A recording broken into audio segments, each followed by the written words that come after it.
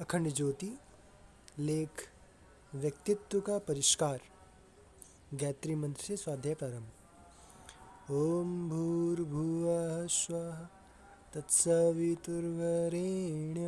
भर्गो देवस्य धीमहि धियो यो नः प्रचोदयात्। मित्रों, आग का संस्कार करने से हर चीज़ कीमती हो जाती है। आग के संस्कार से हर चीज़ मजबूत होती है। आप चाहे जिसका उदाहरण ले लीजिए। आग के सैकड़ों उदाहरण बता दूं आपको। कच्ची ईंट 2 कौड़ी की होती है, पानी बरसता है तो गल जाती है।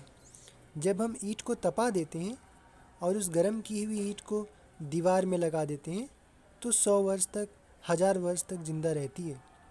मैं गर्मी की प्रशंसा कर रहा हूँ। एक कटोरी भर पानी को जब हम गर्म करते हैं तो वह भाप बन जाता है और हमारा खाना पका देता है। एक कटोरी पानी क्या खाना पकाएगा? अरे बेटे, एक कटोरी पानी को आप समझते भी हैं कि क्या कमाल करता है? हम तो ज़्यादा पानी पी लेंगे। हाँ, मैं जानता हूँ आप एक कटोरी पानी, एक गिलास पानी, एक लोटा पानी भी पी सकते हैं। पर एक कटोरी पानी गर्म करने के बाद पानी की क्या हालत होती है आप जानते हैं? वह किसी को भी जला सकता है। स्टोव फट जाए, तब प्रेशर कुकर फट जाए, तब क्या हो सकता है? लखनऊ में एक मिनिस्टर के यहाँ पूरी कोठी जल गई। कैसे हुआ? पानी गर्म करने का गीजर उसका बटन ऑन करके घूमने चले गए। बस उसमें पानी गर्म होता रहा, उबलता रहा। ज़्यादा स्टीम के कारण गीजर फटा और बंगले का आधा हिस्सा साफ कर दिया। मित्रों, रेलगाड़ी में जरा सा पानी होता है। उस पानी की भाप की नली पिस्टन से जोड़ दी जाती है। पिस्टन घूमता है और रेलगाड़ी का इंजन धड़धड़ाता हुआ सैकड़ों मील की स्पीड से हजारों टन माल से लदे डिब्बे कितनी तेज गति से दौड़ते हैं। गाड़ी कौन चलाता है?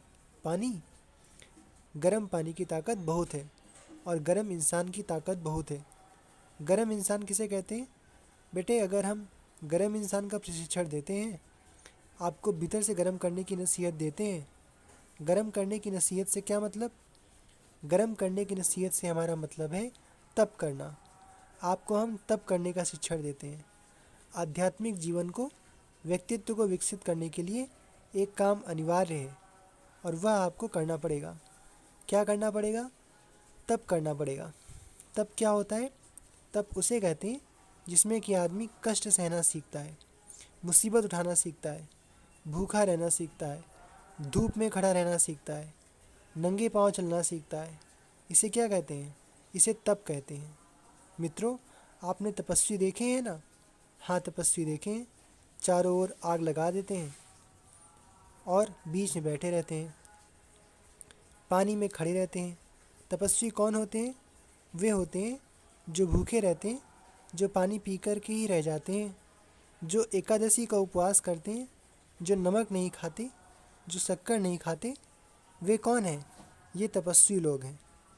यह तपस्या का बहिर्मुखी क्रियाकलाप के बारे में बताया था कि योग का बहिरंग क्रियाकलाप वह है जिसमें हम गेरुआ रंग के कपड़े पहनते हैं, माला पहनते हैं, कान में छल्ले पहनते हैं। योग का बहिरंग क्रियाकलाप वह है जिसमें हम जटाएं रखते हैं, जिसमें चिमटा और कमंडलू हाथ में डाल करते हैं। यह सब योग के बहिरंग क्रियाकलाप हैं। ध्यान रखना, ये अंतरंग क्रियाकलाप नहीं है। आप इसे भूल मत जाना। ये बहिरंग क्रियाकलाप अगर आपने धारण कर लिए हों और अंतरंग योग एवं अंतरंग तप आपके पास ना आया हो तो उसको मैं क्या कह सकता हूँ? उसको मैं बहरूपिया कहूँगा। मित्रों, मैं आपको तप के बारे में बता रहा था कि तप किसे कहते हैं। तप बेटे उसे कहते हैं जिसमें हमारे बहिरंग जीवन की पुरानी वाली आदतों को दबाव डालकर बदल देते हैं और कहते हैं कि हम आपको इस रूप में ज़िंदा नहीं रहने देंगे और हम आपको बदल देंगे। आपको हमारा कहना मानना चाहिए। हम आपके कुसंस्कारों को बर्दाश्त नहीं कर सकते। हमारे शरीर की गतिविधियाँ जिस तरीके से चलनी चाहिए उसके अंदर शालीनता का समावेश होना चाहिए। हमारी अक्ल के हिसाब से बहिरंग जीवन को चलाना चाहिए, पर हम मानते नहीं। हमारे शरीर की बनावट ऐसी है कि जिन आदतों का अभ्यास पड़ जाता है उन्हें छोड़ना मुश्किल पड़ जाता है। इसलिए क्या करना पड़ता है कि जो आदतें हमारे ऊपर हावी हैं उन आदतों को तोड़ने मरोड़ने के लिए उसी के मुकाबले का प्रेशर हमको इकट्ठा करना पड़ता है। और यह करना पड़ता है कि अच्छा, आप हमारे कहने को नहीं मानेंगे, बाज नहीं आएंगे, आपकी जो पहली आदतें हैं उन्हें ठीक करना नहीं चाहेंगे, हमारी लंबे समय की आदतें हैं, सो हम बदलने को तैयार नहीं हैं। तो आइए, हमारी आपकी कुश्ती होगी और हम आपसे लड़ेंगे। अपने आप से लड़ाई ठान लेना, अपने आप से जद्दोजहद करना, अपनी पुरानी वाली आदतों को तोड़ मरोड़ कर रख देना, उन पर इतना प्रेशर दबाव डालना कि वो ची बोल जाए। पुरानी आदतों को ची बुलाने के लिए मजबूर करने की प्रक्रिया का नाम है तप। मित्रों, हम आपको तप करना सिखाते हैं। अध्यात्म का एक हिस्सा है तप। तप में हमारी शारीरिक क्रियाओं पर दबाव डाला जाता है। जैसा कि मैंने आपको उपवास के बारे में बताया, हमारी स्वाभाविक भूख कहती है कि खुराक लाइए, और हमें कहना पड़ेगा कि हम आपका कहना नहीं मानेंगे।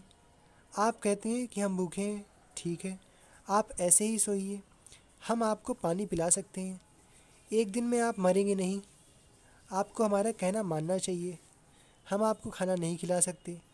यह क्या कहलाता है? तब हमारी जो पुरानी अभ्यस्त आदतें हैं उन आदतों के विरुद्ध लोहा लेना, लड़ाई लेना, उन्हें इनकार करना, इसका नाम तप कहलाता है। तप में कठिनाइयाँ बर्दाश्त करनी पड़ती हैं, कई प्रकार की कठिनाइयाँ सहन करनी पड़ती हैं। एक तो शरीर का जैसा अभ्यास है उस अभ्यास को तोड़ना पड़ता है। जैसे किसी को पलंग पर सोना पड़ता है, उसके बिना नींद नहीं आती।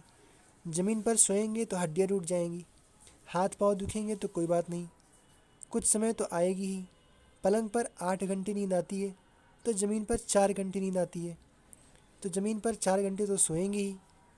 4 घंटे सोकर बर्दाश्त कीजिए।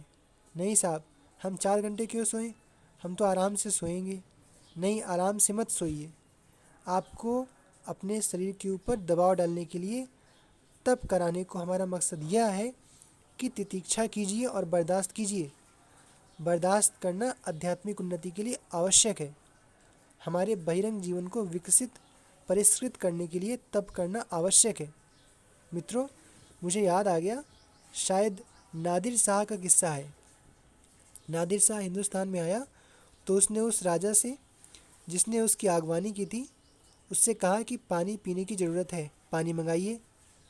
उसने अच्छे गिलास में, सोने चांदी के गिलास में इत्र की खुशबू डाल करके उसके सामने पेश किया। उसने कहा कि आपकी इसी तरह की आदतें हैं? राजा ने कहा, हाँ, हमको अय्याशी की आदतें हैं।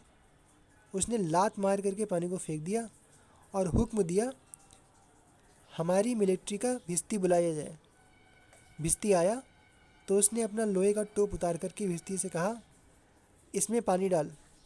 बस भिस्ती ने मशक खोल दी और टोप में पानी डालता गया। उसने टोप में मुंह लगाकर पेट भर पानी पी लिया और फिर टोप सिर पर लगा लिया।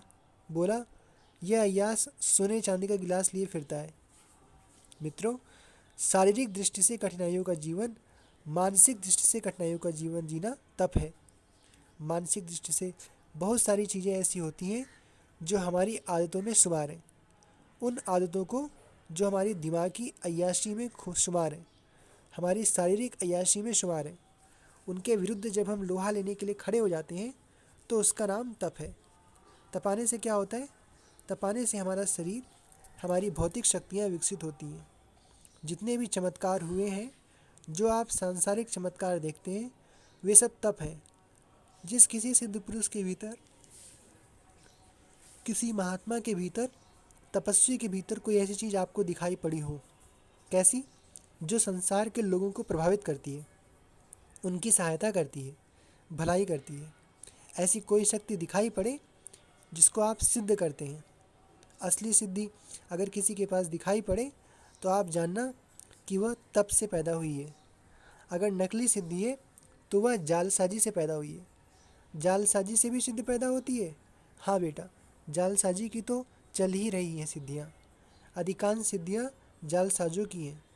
मित्रों, एक सज्जन है, नाम तो उनका मैं नहीं लेता, वे लोगों के सामने अपना चमत्कार दिखाने की काम करते रहते हैं। बालों में से लाल रंग की बालू निकाल देते हैं, यहाँ पीसी सरकार नाम का जादूगर है। उसने एक अखबार में एक चैलेंज छापा। अगर सिद्धियाँ इसी को कहते हैं कि आदमी के सिर के बालों में से लाल रंग की बालू निकाल दे, तो मैं 7 रंग की बालू निकाल सकता हूँ और मुझे 7 गुना सिद्ध पुरुष घोषित किया जाए। 7 रंग की बालू और उधर से लाल रंग की बालू, इधर से पीले रंग की बालू, हरे रंग की बालू, काले रंग की बालू, सभी रंगों की बालू का मैं ढेर लगा दूँ, मुझे सबके सामने पेश किया जाए और अगर मैं बालू ना निकाल सकूँ तो मुझे फांसी दे दी जाए। बालू निकाल कर मैं चला जाऊँगा, मुझे संसार का सबसे बड़ा सिद्ध पुरुष माना जाए।